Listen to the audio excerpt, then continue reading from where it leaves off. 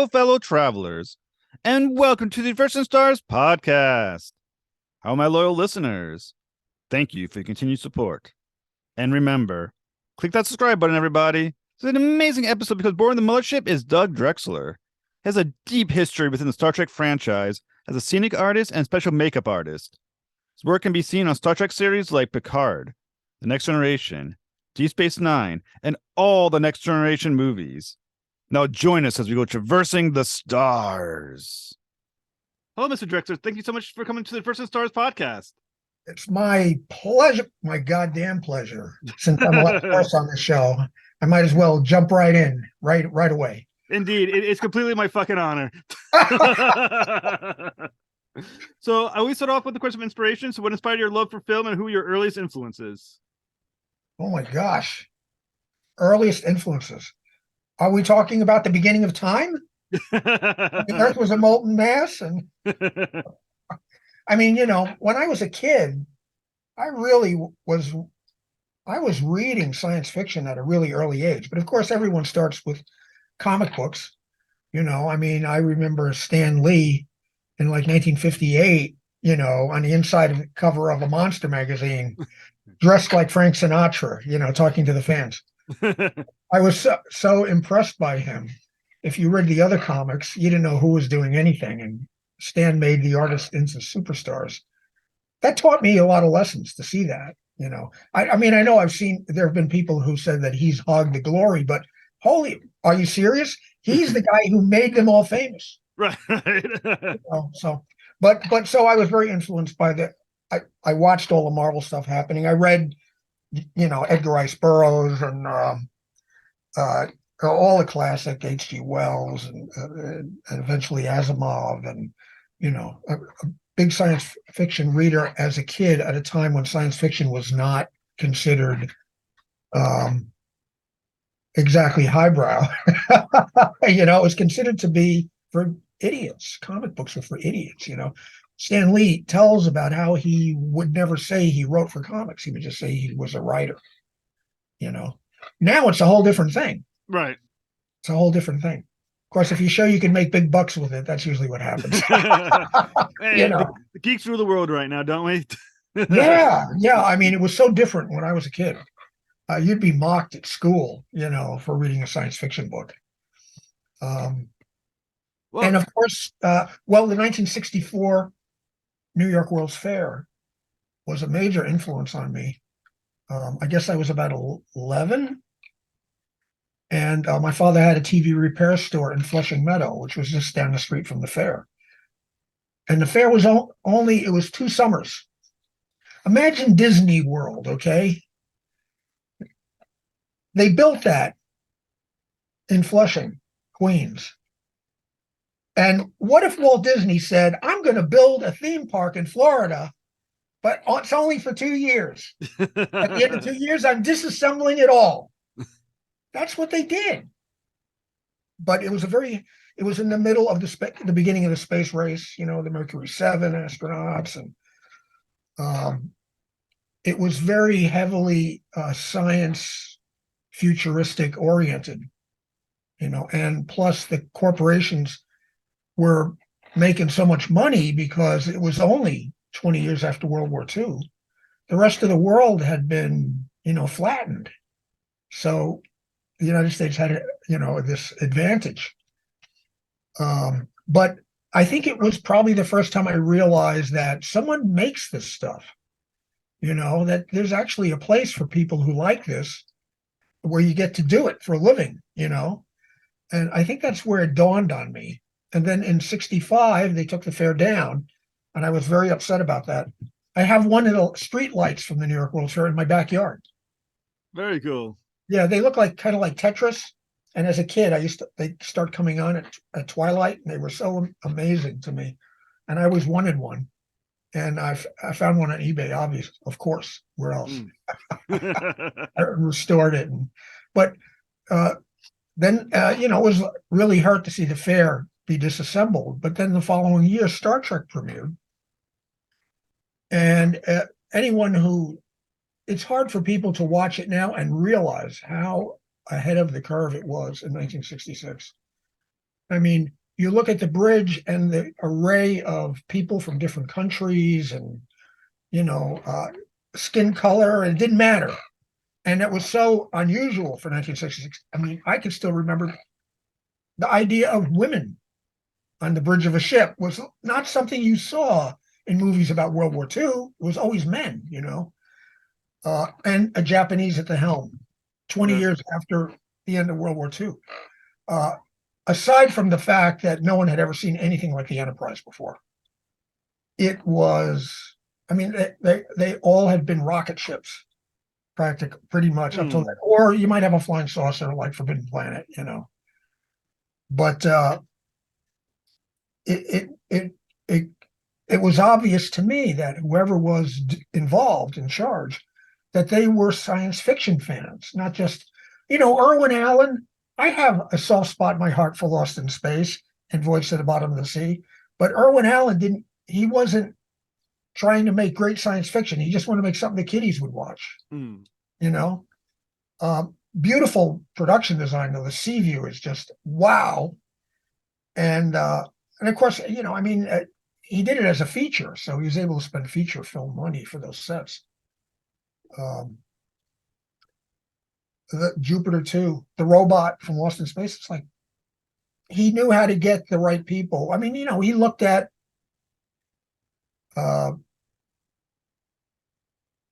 Forbidden Planet, and he got a lot of the same designers that were on Forbidden Planet to design for Lost in Space in the beginning, you know.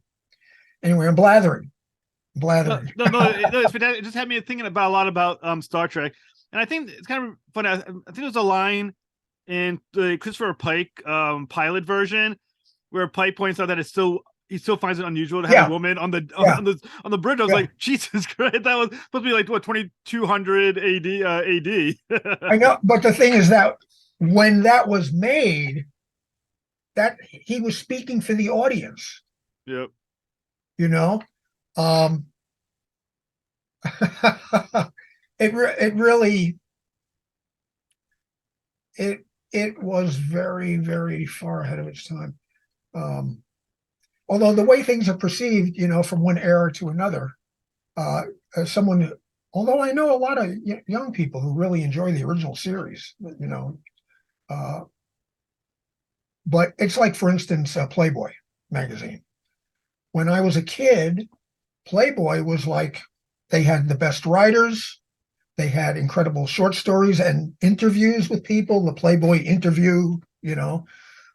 They covered cinema, and it was an amazing magazine. But the way it's perceived now is that Hugh Hefner is you know, evil.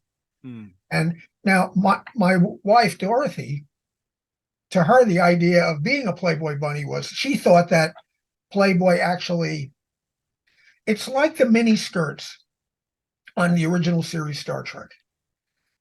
People today will say that's sexist, and you know, but you have to remember that in 1966, women were wearing mini skirts and saying, "I'll dress the way I want," and that's what it was all about. So it was an expression of freedom, you know. Then you look back 30, 40 years, 50 years, and you've lost what was originally going on at the time, you know. Well, one fascinating thing about you is that you also were ahead of your time. In the 1970s, I read that you ran a Star Trek focused store in New York called the Federation Trading Post. Now, that was before the idea of like a geek centered store, you know, before really conventions and stuff. That idea of a focused store was ahead of its time as well. So what kind of store was it? And how did you, like, what thought did you get in your head that thought, I know this can work? Because Star Trek, even at that point, was not huge. It hadn't blown up yet. Yeah, well, yeah. I mean, it was starting to pick up steam in syndication, and most people, I think, weren't noticing unless you were a fan. There was the first store was Chuck Weiss and Sandy. I can't remember her last name. They opened a store in Berkeley, California, the Federation Trading Post, and they did okay with it. And that was, of course, Berkeley was a real Star Trek, you know, hub of Star Trek fandom, you know. And they decided they wanted to do one in New York, and they got a hold of a guy named Ron Barlow, an old friend of mine who's gone now. He had been doing magazines and like the Monster Times and stuff like that. And they became partners with him to open a store at 53rd and 3rd of all places. Oh my God, that's like prime real estate. It seemed like a crazy idea. I mean, why wouldn't you put it in the Village, where you could get lower rent, But the way it was for me was that I would rush home after work because the Outer Limits was on at like midnight on Channel 5 or something, WNEW, and there was a brief ad about the Federation Trading Post. And the next day I went down to where the store was, and they were in there painting, and there was like Spock on the window, and like, what the hell is going on? And I went in and I met Chuck. And the thing about Star Trek fans that I've noticed, and I've been one since 1966, is that you can meet people you've never met, and they feel they're like old friends you've just met. I could have a conversation with a Star Trek fan at a convention, like I've known them for years, So I went, and Chuck and I hit it off like that. And, so it would be me and Ron who would be running the store. And,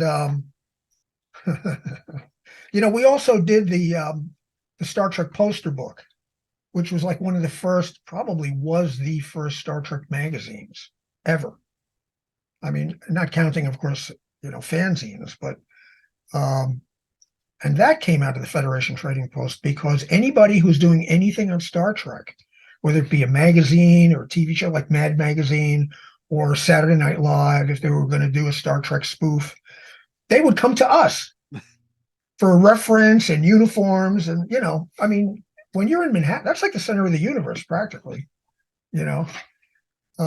So, and then we started doing conventions as well, taking our stuff on the road, So what did you see in that property that other people hadn't seen or weren't seeing at that point? Like, what did you just know about Star Trek that said, this is a franchise that matters, this is what's important at that time? Well, I mean, it was obvious to me right away that this was a show that had a point that it was trying to make. And I found that to be really brave, even as a kid.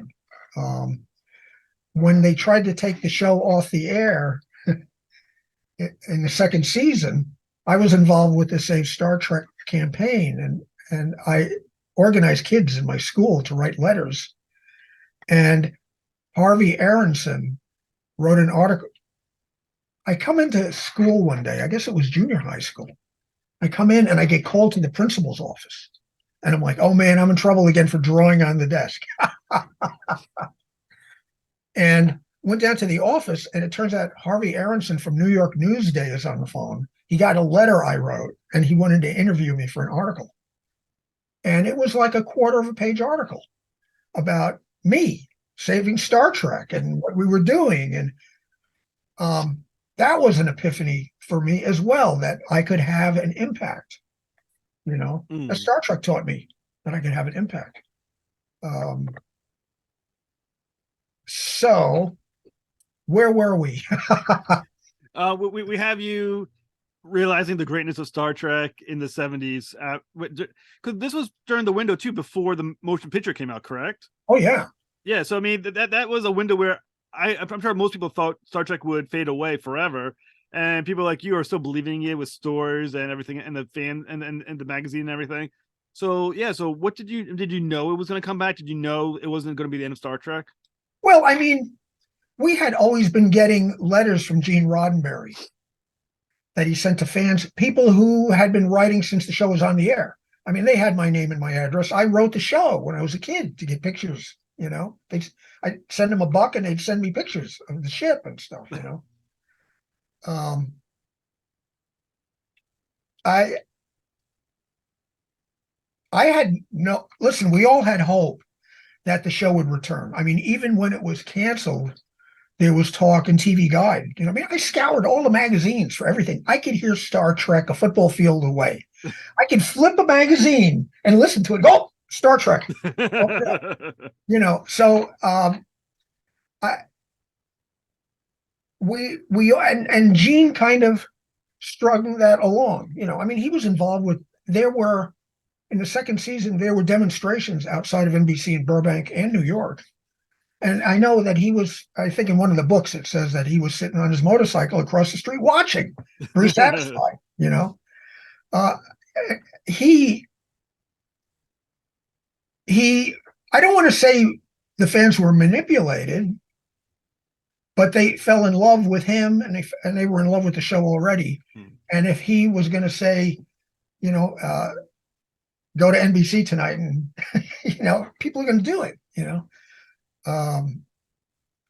I just knew that I had always been a big science fiction fan. I had always read science fiction. And of course we had the Twilight Zone and we had Outer Limits and then Star Trek, but there really wasn't a heck of a lot back then. And it was usually diminished by the critics. They would always make fun of it, And I just felt like this TV show was made for people who read science fiction. And that first season, especially, you had, you had Theodore Sturgeon and Harlan Ellison. Of course, this battles with Ellison are legendary. But I know that he was proud of the show, even though he bitches about it being rewritten. Yeah. When Harlan writes a story, he puts stuff in it on purpose that they won't be able to put on TV. Really? That they have to change. And then he blows his top that they changed. They rewrote him. But his natural environment is like boiling water. That's Harlan Ellison's environment. Did you ever see the documentary? I think it's A Dreams with Sharp Teeth or something like that. Oh, I've never seen it. Oh my God, it's listen. If you love Harlan Ellison, and who doesn't, even though is a real curmudgeon, he's just adorable. One guy he really loved. He's got they're doing interviews in his house up in the Hollywood Hills there with Robin Williams. And he and Robin Williams together is like Ellison is just like enamored of Robin. You have to see it. It's great. It's terrific. Can you say the name one more time? Dreams with Sharp Teeth. Dreams with Sharp Teeth. Okay, so I'll try to catch that. And my listeners, you gotta find it out too and email the show and talk about it. That sounds absolutely awesome. And I think the cool thing about Star Trek too is that when it came out, the amount of viewers it had would have put it at the #1 TV show in the world if it came out now with those same viewer numbers. Well, Mark Cushman did that. He did a book for each season that was like a telephone book. These are the voyages. And he claims that the Nielsen numbers that they were getting back then were a lie, and that Star Trek ranked #1 in its time slot numerous times, but they hated Roddenberry. Gene was difficult. He would fight with him about stuff. He could be stubborn. You can't be mad at NBC because if you read some of the notes in the Cushman's books from, that came from the network, there were some good ideas and they were pretty damn smart. And look, let's face it, they gave you they let you do not one, but 2 pilots. Yeah. So don't bite the hand that feeds you, On the other hand, what Gene did was, and you see it in politics, he identified an enemy for the fans. The enemy was NBC. And you could rally around that. You know what I mean? Yeah. Really fascinating. Fascinating. So there was that article in New York Newsday, and I went to school the next day the next day after it came out. Every class I went to, the teacher brought the article out and read it to the class. And I was like, nice. The geek went from being a geek to kind of a mini celebrity in the high school because I had been in the newspaper. That really made a big impression on me, as you can imagine. That's very cool. Like, as someone who was a geek, were you considered an outsider at the time before then, or were you always kind of like among the group? No, I was an outsider because I eventually had my group of friends, like-minded people. But most people, most kids that age, they want to play football and baseball, and if you couldn't do it very well, you'd be mocked. I mean, you know how kids mock each, you know, it'd be pretty mean. And I didn't. My father was not into sports, so no one threw the ball to me. I was happy to just sketch and draw and read my science fiction novels and build models. But I didn't fit in with, you know, the cool kids. I was considered to be, there was no word for geek yet, you know. It was just, you know, he's weird. The man from Mars. I'd be called the man from Mars. Oh, really? Yeah. I liked it though. I thought it was awesome. I'll be the man from Mars. I was gonna say, as insults go, that's not the worst, I guess they could have done. Well, I was always a pretty stable kid, and what they said didn't bother me that much. I knew I was having a good time. I didn't know what their problem was. It's the problem with the world, you know, still. Why people act that way. Yeah, so you wrote one of the most influential technical references works in Star Trek history called the USS Enterprise Officer's Manual. So how long did that take to research? Man, we did that like during Federation Trading Post time, if I remember correctly. I mean, we must be talking 1977, 78 or something. And because the Federation Trading Post, a guy came in one day, Jeffrey Mandel, who's like a top graphic artist in Hollywood now.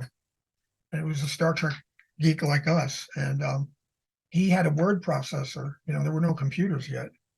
And he was doing his own little, you know, tech booklets and things. And we decided we could do this USS Enterprise Officer's Manual and sell it in the store, you know. And it's like one of the first things that we published. Then we did that horrible medical reference. But the passion was there, you know. We also, when they were making the motion picture, Jeff and I went out to Los Angeles and snuck on the back lot. We bullshitted our way onto the Paramount back lot at a time when you could do that. I mean, the security now, ever since, you know, all the crazy things. But all you had to do, I learned that at that time, all you had to really do was look like you knew where you were going, and no one would bother you, you know. But we went out and we got an appointment at Howard Anderson that used to be on the lot at the time. There was a pencil sketch of the Menagerie Castle on the wall still. And then we also had an appointment with Lee Cole, who was a graphic designer on Star Trek The Motion Picture. And while we were up there seeing her, Mike Miner came in, who is a renowned geek and recognized us for what we were and took us around and showed us a few things. But Lee Cole wrote me a recommendation. I had some of my stuff with me, wrote a recommendation for me on the spot, handwritten.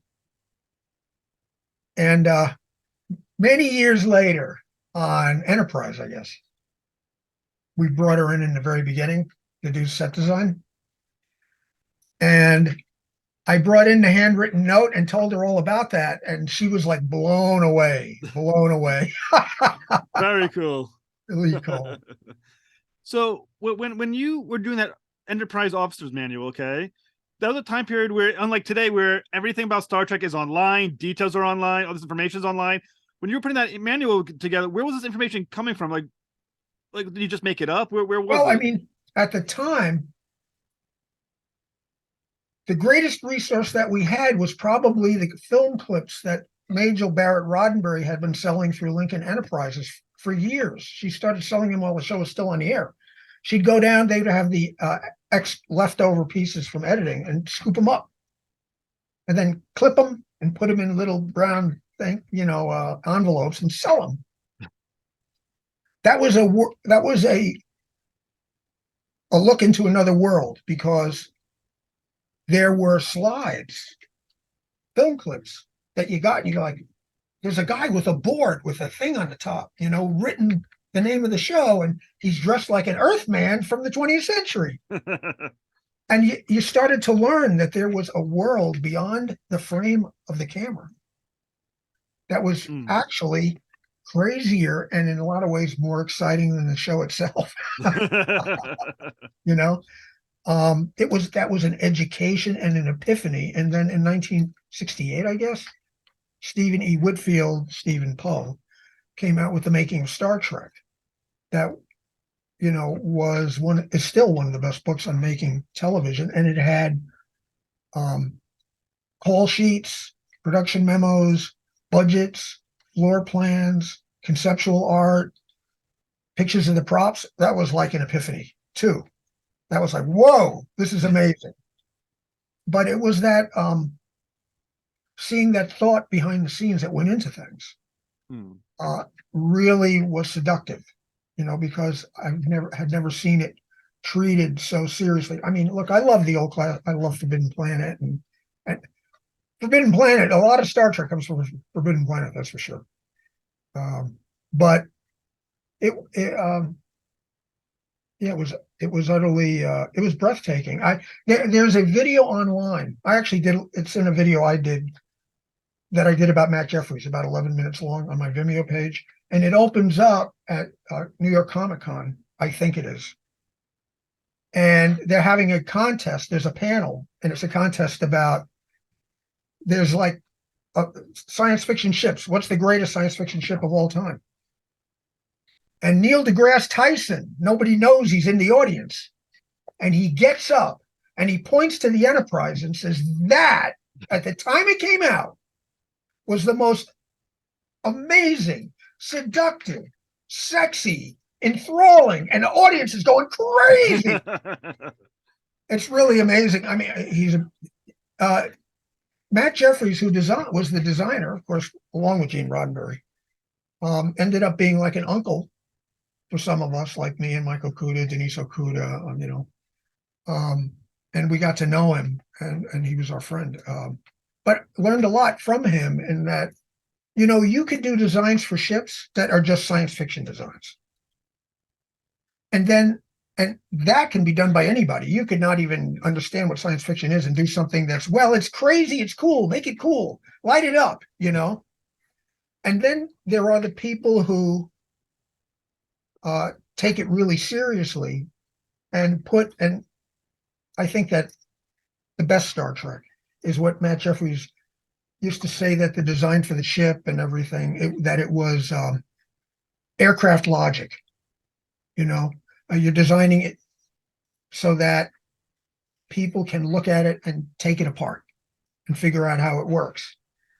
And on Star Trek, we always went way, way, way out of our way to figure out what was behind the panels and why would there be a panel here. And, I think the most worked over ship as far as detail of tech was the NX from Enterprise. A huge amount of time was spent figuring out what everything was and what the airlocks looked like.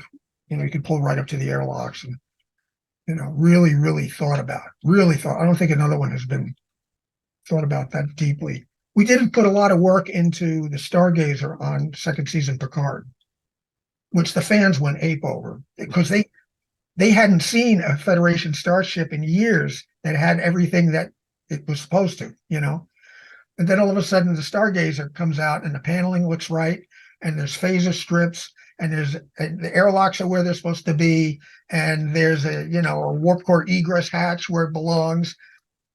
The gearheads who love the show love seeing that because they feel in a club. I totally understand it. You can look at it and point out things and go, oh, this is that, this is this, this is this, this is this. That's really fun to be able to do that. And I think that if you get too far away from teching the tech, then you start to lose those people. They feel like you're bullshitting them. So another thing that you've done in the world of Star Trek that was amazingly legendary, in Star Trek Next Generation, you provided the makeup for Lal in the episode The Offspring. Now Lal would become even more important in season 1 of Star Trek Picard. So how did it feel seeing the character that you referenced that you created all those years before? Oh, well, I mean, the whole thing is a huge thrill for me. To be involved on Star Trek, especially while Gene Roddenberry was still alive, every bit of it is a thrill, and to see things brought back. I wasn't a big fan of the J.J. Abrams Star Trek movies, but there's a scene where they pan a bunch of ship models, and it turns out the NX still exists. There's a model of the NX sitting on the table. Oh, I didn't see that. Yeah, and you know what? I realized that, there was, at that point, JJ took over. It's as if someone took a big hammer and went smash on a piece of glass, and the Star Trek universe splintered into lots of different realities. Not all of these shows are connected to each other. It's like the Marvel multiverse in a way. You know, this Captain Pike is not the Captain Pike we knew. This is a different universe. He hasn't been rewritten and recreated. This is another universe. And that's the way I've seen it. And when I saw the NX, I realized that it has something to do with the temporal Cold War, right? And the NX obviously was at the center of the fracture. That's why it's still there. That's my theory. Oh, that's very cool. Are you promoting it online, your idea? No, I mention it sometimes in interviews, but no. That's, I think, the great thing about science fiction and fan bases like Star Trek. You incorporate what you like. If you don't like it, you can always say it is something different, it's something else, something other. And if you like it, incorporate it. It really is a chance for the fans to make it what they want it to be, or enjoy it the way they want to enjoy it. I've always said that Star Trek is science fiction, and that by its very nature, you're supposed to stretch it in as many different directions as you can. I know that there was some offense taken in the beginning, and me too, until I came to peace with it by realizing it's not all the same universe. It's fraction, and that's great. Let it be fraction. But in the beginning, it looked, at face value, it looked like they were just throwing the baby out with the bathwater. Oh, this is shit, so we're not going to do it this time. And that was some of the prevailing attitude, that what they had back then was shit, meaning money-wise, and and that creates a feeling of, you could really rile the fans, especially these days. There's some pretty angry fans out there. Yes, I mean, I have been eaten alive by people sometimes. I get a lot of, adoration and love, much more than bad. But wow, there's some really, who will just, you can't even believe what they're saying to you. You're like, come on, respect. I have said for a while that the angriest group of any show is the fan base. Like the people who just watch the show to watch it love these shows, but the angriest numbers are always the fans. They're always seeing the most angry, bitter people about it. Well, the thing is that it's the same for any fan base. Every time they change James Bond, they bring in, Daniel Craig, I'm sure, got roasted, but people ended up loving him. He's actually a really good James Bond. I think he's the first Bond since Sean Connery that really felt like a killer. Roger Moore, it was kind of a joke at that point. And some of the others, can't remember the names, but they were too pretty, they just didn't come across. James Bond is a cold-blooded assassin. And Daniel Craig and Sean Connery had that. They had that. I think Daniel Craig has it actually the most of any Bond. He seems like a killer. Yeah. Well, so you would be nominated for a Primetime Emmy for Outstanding Individual Achievement in Makeup, the series Star Trek Next Generation, the episode The Inner Light, which is one of the most has like a special place, I think, in the fandom. That episode. It's an amazing show. Yeah, it was a great episode. So did you know the episode was going to be that well remembered when you were doing it? No, not at all. We knew it was a cool show. The whole idea of it was cool, but they regularly did really cool shows. But that one really hit people in the heart, I was there for every minute of that. I did Patrick's makeup. I didn't design it. The makeup was designed by Mike Westmore. Mike Westmore sculpted it. He did the hair work. I just put it on. But that meant I was living with Patrick Stewart for like a week. I mean, I used to see him every day, but now I had to be up his nose, with glue and stuff like that. A bit personal for him, isn't it? Oh yeah, well, boy, you're a makeup artist, and an interesting thing with makeup I found is that it's kind of like I know when I go to the dentist, they're my enemy when I get there.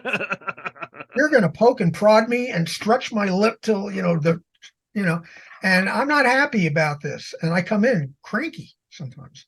And you get the same kind of thing when people come in to have a complex prosthetic makeup put on, that they don't like it. They don't like it. And they will hate you in the beginning.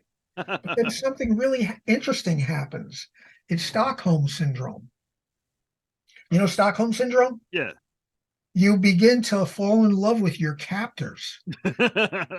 Because when I'm doing a makeup on someone, they finally realize that I'm the only one who's bringing them a cup of coffee, asking them if they're okay, give them a little back rub if they're getting tense, and pretty soon you're like, they're your mom, you're their mommy, and they literally fall in love with you, and you can have a relationship with someone you put makeup on forever after that, but in the beginning, it's like sheer hate. So how long did it take you to get that relationship built with Patrick Stewart? To put that makeup on? No, to build that kind of rapport with him. Because you said at first he would have hated you. How long did it take you to build a friendly rapport with him then? Well, I mean, we always had he's a real gentleman, so everybody on Next Generation, that cast was one of the best casts I ever worked with. More fun than any cast I'd ever worked with before. It was just a riot on stage. And Jonathan Frakes especially was, a scamp. And all of them were funny as hell. And Patrick in the beginning was kind of stodgy. And they finally dragged him into the zany zone with them. When we were doing Inner Light, he was wrapped for the night. And we were walking, it was about 2 a.m. And we're walking down an alley at Paramount where there were shops. No one was working in them at the time. And there were lights set up. So there was a pool of light, and then it would be dark, and then a pool of light, and then it would be dark. And it was Patrick and I walking side by side into the dark and into the light and into the dark and into the light. And while we were doing that, he had an actual penny whistle that he was practicing that tune from Inner Light. And that was, it's moments like that you get into the business for, that are so mind-boggling. I mean, I had Gene Roddenberry ask for me on the bridge of the Enterprise D so he could tell me what a great job I did on makeups and Dick Tracy. That's like, holy crap. You can't believe it. You can't believe it. Bob Justman from the original series and early on Next Generation became like an uncle to me. I read about him. I read his memos in the making of Star Trek. His memos are hysterically funny. And he's a very dry wit. Michael Kuda told me that in the first season, they got lots and lots of memos from Bob. And then one day they got a memo and he said, everything has gone so well, there are no memos today. And he was just a beautiful guy, man. I mean, when I was working with my partner doing makeup in Brooklyn, and they didn't even have sets yet for Next Generation. And I'm flipping out. I'm going, I can't believe they're making Star Trek and I'm not a part of it. And my partner, John, says, well, Doug, why don't you just give Bob a call? He knew who Bob Justman was. And I'm like, I can't call. And I stopped and I said, well, why can't I call him? I'm a professional, right? And I got on the phone and I called the Paramount switchboard and asked to be connected to Robert H. Justman in the Star Trek production office. And he put me right through. And I had Bob Justman on the phone. And that was the beginning of our friendship. And there was no email yet. So I write handwritten letters and he'd answer me with typed letters. And I got, there was wonderful stuff like when they finally had sets. Because I went out to visit before there were sets. He invited me out. I spent the day with him all day long. Wow, that was simply amazing. So when the sets were built, I wrote a letter saying, you would make this kid's dream come true if I could come out and visit the sets. And he wrote me back and he said, we want to make this kid's dream come true. He says, unfortunately, I cannot say when. He says, because it's up to you. Mm. Whenever you want to come out, we'll be waiting. And I was like, and I had those letters on the wall in the Deep Space Nine art department. And when Bob came over to see the original series bridge that we made for TNG, we had a piece of it. He came down to see it. And I showed him the letters on the wall, and he was like, you know, you can't believe sometimes, you know. So you have a very long history with Star Trek as being a scenic artist. So what is that exactly? Well, I mean, when you're in an art department, scenic artist basically is Mike Okuda's country. It's the playback on the monitors, the LCARS graphics, the Mike Okuda LCARS graphics, alien languages, all of that type of signage on the ship, circuitry, really cool stuff. However, I found that now I've also been a visual effects guy.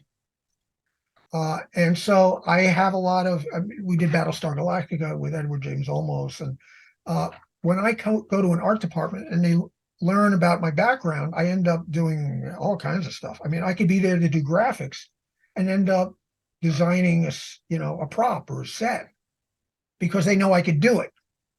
And they're not going to pass up an opportunity if there's someone there who, they may be there to be a graphic artist, but this guy he could build spaceships and light them, and so you can be a graphic artist on the show. But Herman, of course, I wasn't using a computer yet. Herman saw that I could sketch, and before I knew it, he was having me sketch props. So if you're the best way to keep working in this business is to not do one thing. Mm. That's the most important thing. Don't do one thing. If you're a makeup artist and things slow down, you could go be a graphic designer. Although I did get in trouble with the union at one point, they fined me for what they called union hopping. They fined me like $4,000 because I had been in a New York union for makeup, the union on the West Coast for makeup, and then I was in the union, the Art Directors Guild for Scenic. I eventually illustrator. And I talked to people from the union today about union hopping and being fined. And they're all like, what? I don't know if someone was just taking advantage of me or what. But it's so cool that you've done so many different things in Star Trek. And I think one great thing about Star Trek was the difference between Star Trek Next Generation and Star Trek Deep Space Nine, because it had a totally different aesthetic, a totally different feel to it. So as a scenic artist, and I think you did 71 episodes of them combined, what was the fundamental difference between doing Deep Space Nine and doing Star Next Generation versus also the movies? Well, yeah, I have to admit that, we had to design a command center and interfaces for the Cardassians. Boy, today now you got the Kardashians. What are you going to do? And Mike came up with a couple of little elements that he gave to me, and he loved what I did. The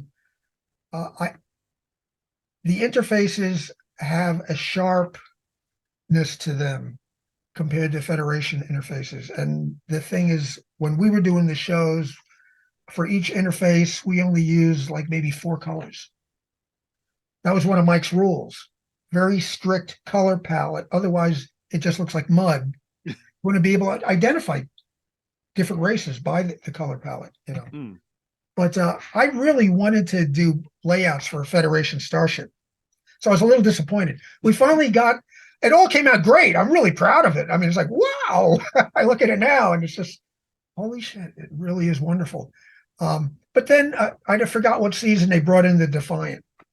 I was never a big fan of the exterior of the Defiant, although it definitely was very different from any other starship. But to me, it was very, Millennium Falcon kind of, it broke one of the main rules to me, and that is, if it's this big on the screen, you should still be able to tell what it is. Mm. And the Matt Jeffries style Federation starship, no matter how big it is, you can figure it out. The Defiant from a great distance is just like, it's just a disc, not that there's anything wrong with that, but I love laying out we were just starting to use monitors on the ships, and it was just terrific to do. We had we had the space station, but now we had a ship that had an engineering with a warp core and a bridge, and that was really exciting to get to do that. So, because there's such a dark aesthetic to Deep Space Nine, did it really challenge your view Is it of really what? that dark? I mean, Is it really compared, that dark? I mean, when you look at Next Generation, it definitely has a more serious, a little more, almost like I would say, almost like a working man's looking ship versus the Enterprise, which has a very like sterile look to it. Well, yeah, actually, the Enterprise. I always thought the Enterprise was, used earth tones, and Gene tried to push it towards the bridge towards a living room, where it was very livable. And I thought that DS9 was a little more hard edged. Most Klingons are too, very hard edged. Right. And that, I think that we all thought it was going to be much darker than it was when we were first reading about it. I think we thought it was going to be grittier than it was. Don't get me wrong. It's really great. There's the promenade was absolutely amazing, and Ops was incredible too. We had real elevators that came up out of the floor. It was awesome. Working with Herman Zimmerman, the production designer, and Mike Okuda, and it was a beautiful art department. I worked in a couple of beautiful ones, but I worked with those in that art department, like 7 years on Deep Space Nine and 4 years on Enterprise. Yeah, so like 11 years with Herman. Wow. You develop a shorthand when talking to each other. Sometimes, Mike and I sometimes don't even have to talk to each other. We know what the other one's thinking. That's really an amazing thing. Plus, we had people who really believed in the show. Mike knew my background. He'd even read some of the stuff I did. He read the poster books and things like that. And you can't always find someone who understands it.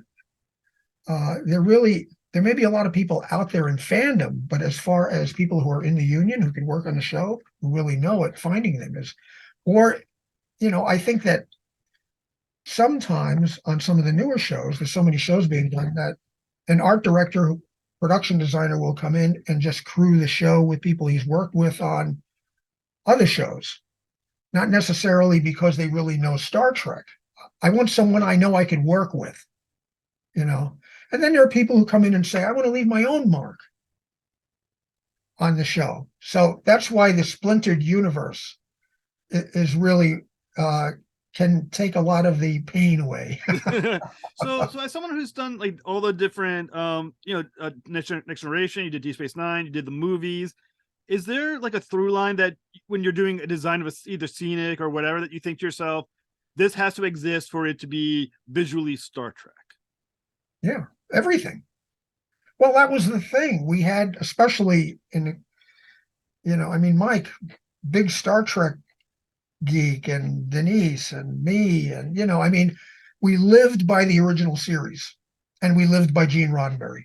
I've had conversations with people on the more current shows where I worked on Picard for 2 seasons because of Dave Blass, who's a production designer who just happens to be a massive fan of all the previous shows and fought for so many things.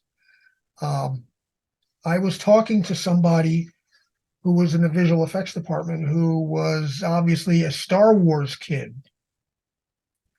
And they don't quite understand. They don't quite get it. And they think that Star Wars is what they should be pushing towards. They think Star Wars is better. I think Star Trek is Star Trek. Star Wars is Star Wars. Viva la différence. Don't try to make one like the other. I think that's probably what I said to him. Don't make one more like the other. Why would we want to do? We already have Star Wars. And he didn't understand it all. And I said, look, I go, at the end of the day, I'm working for Gene Roddenberry. And I mean it. If I think Gene wouldn't like it, or Bob Justman wouldn't like it, or it doesn't fit with what came before, if you don't want that kind of input on your show, then do a show that looks like it's splintered. The last 2 seasons of Picard, it starts to feel like it really is connected to Next Generation, especially season 3. So are you able to talk about season 3? Well, I'll talk about what I can talk about. So you're definitely working on season 3. Are you advisory, or you're on the Scenic artist? What are you on? Well, I came in on season 2, and I thought that Dave Blass was going to ask me to do graphics. And I was kind of hoping that's what it was. But instead, it turned out he wanted me to help design ships. And I was like, oh, no. Because I had actually gotten to a point where ships, hero ships, tend to be nitpicked to death. And they will suck the creativity right out of it, you know? And so I had done a lot of that. And I didn't want to go through that again. Do a design 35 times. Come on, you know, I mean, and then when he asked me, my heart sank. But you know what? I had a great time with Dave Blass. Working with him was wonderful. And I knew we had Mike as well to consult on the LCARS interfaces that you saw in Stargazer Bridge that are beautiful. They are amazing. And they've got everything. I mean, every panel is a playback. You know, you don't have blinking Christmas tree lights behind things anymore with little boxes taped behind them. It's like, holy cow, it is wonderful. Now, I thought the Stargazer Bridge is very Manhattan.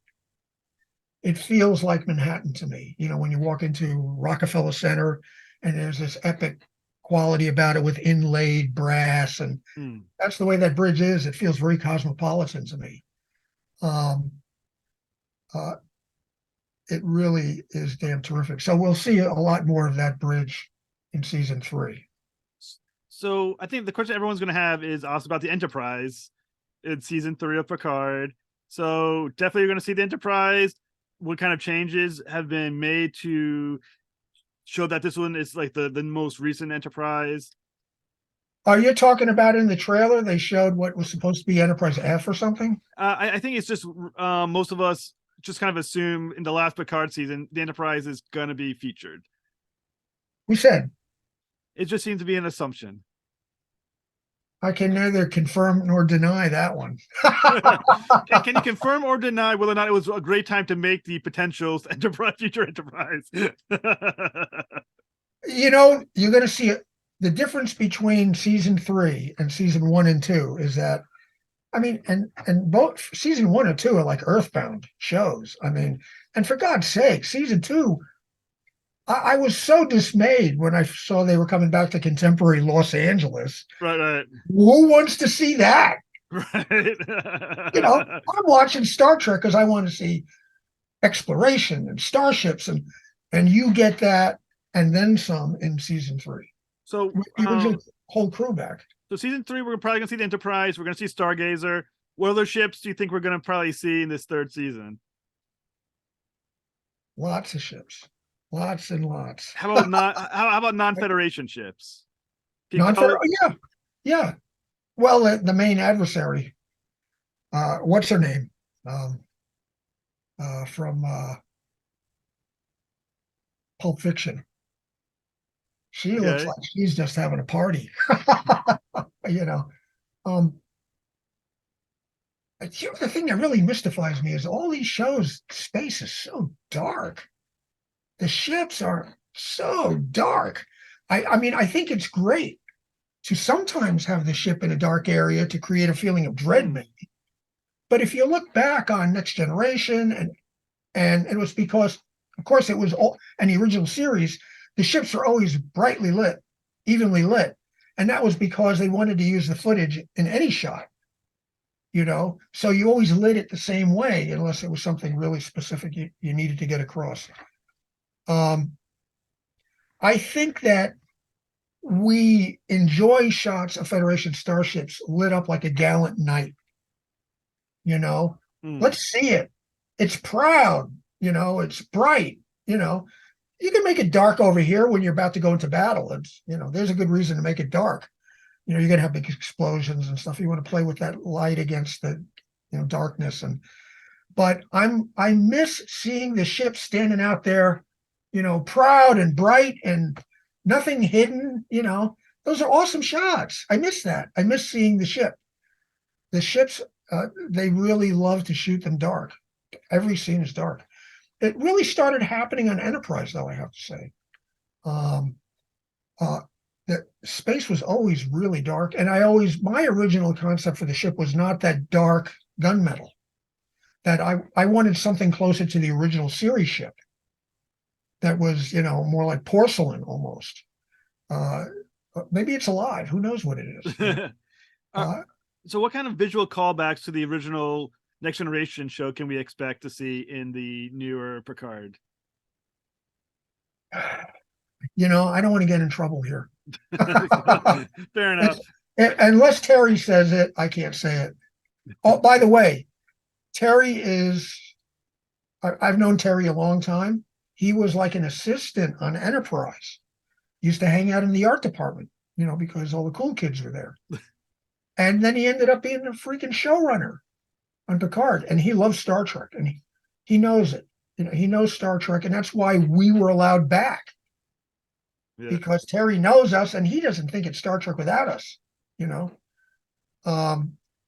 So to have Terry and Dave Blass, of course, you still have people above you who are more like, there are filmmakers who are Star Trek people. It's kind of crazy, but it's true. Yeah, there are people I'm a Star Trek person, it sounds wacky, but hey, look, I can say that, I've got all kinds of awards and stuff, and I could be a Star Trek fan and no one can make fun of me anymore. Right. It's great. I was one of the few people who could be a fan.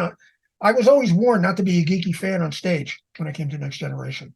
And I'm like, I just came from Warren Beatty's movie, biggest show in town. Everyone's talking about it. And I'm going to make a fuss over the actors when I talk to them. I did all the time. Yeah. So now that season 3 of Picard is finishing up, what is next for you within the Star Trek franchise? Well, probably nothing. Unless you get a production designer who loves the old shows and appreciates the work we did, chances are they're just going to hire whoever they had on the last job that they know. Now,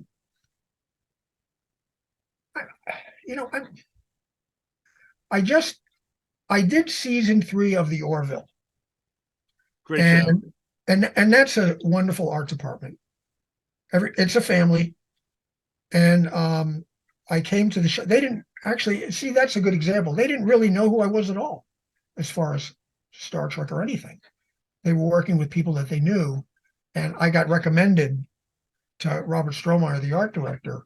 And I sent him a link to my ArtStation page. And he was like, oh,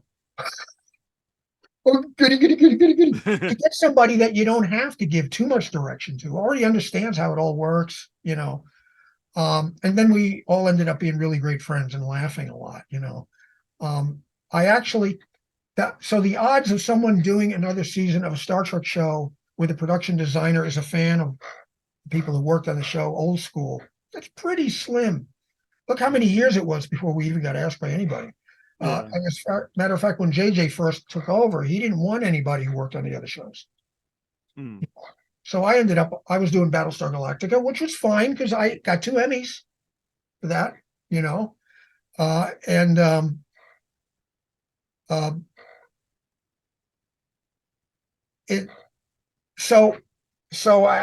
ended up doing season 3 of Orville. And after season 3 of Orville, I went out, you're not going to believe it, but it was another Seth MacFarlane series, which I just finished on Thursday. Ted, You remember the movie Ted? Yes, I do. It's a series. Very cool. Just finished shooting it. And I'm not going to actively pursue a job. I mean, I'm like in retirement age. Uh, should I say I'm semi-retired? The way I'm looking at it now is that I'm not pursuing a job. If something comes along that I find interesting, I may do it, I may not. There's a pretty good chance there's going to be a season 4 of Orville. Orville has done season 3 did very well. It's on Disney Plus now. And I know that if they do season 4 of other really interesting thing about season 3 of Orville and season 2 and 3 of Picard was that we basically had to reinvent how films were made because it was right in the middle of a pandemic. Mm. And I got to say, Hollywood was amazing. They did amazingly. I mean, they tested you like every couple of days, and there were Seth MacFarlane brought in, hotshot doctors and stuff. And, I couldn't have worked in a safer place, but they had to break the show up into zones. If there was no real reason for you to be on stage, you couldn't go. Mm. If you were going to be on stage, you had to be tested every day practically. It was really handled super well. They really rose to the occasion. And can you imagine the expense that it added to be able to do that? Plus, we were shut down for a good long while. Does it affect the creative aspect because you're separated into different, you said, compartments? There's less communication then among the different teams. Does that affect how you approach things creatively? It didn't really. On Orville, it didn't really impact that much. I mean, when we came back, we were wearing masks, and that was the only real difference. Being tested a lot. On Picard, I worked remotely almost all the time, and over the internet, and there's pluses and there's negatives to it. There's something about having everybody in a room together, bouncing off each other, that helps. But I didn't think it hurt Picard. I mean, we did some great work. I mean, look, in a way, they get more work out of me by letting me be home. Because if I'm working at the studio, like the art department on Ted, 5 o'clock, you go home. If I'm working at home, I'll continue to work into the night. I'll work on the weekends. I don't ask for more money.